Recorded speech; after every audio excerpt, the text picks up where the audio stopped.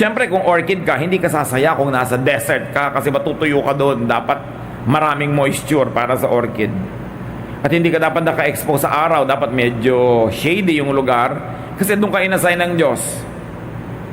Kung cactus ka, inassign ka ng Diyos sa mga buhangin na lupa, hindi sa loam or clayey soil, you will not be happy there. Kung ibon ka, hindi ka sasaya na nasa ilalim ka ng tubig, dapat lumilipad ka.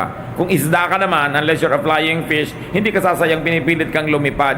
Maraming tao ang gulo-gulo ng buhay, hindi masaya, parang hilong talilong na hindi malaman kung saan pupunta, saan ilalagay ang sarili, kasi nga wala sa tamang lugar. Paano po ako malalagay sa tamang lugar?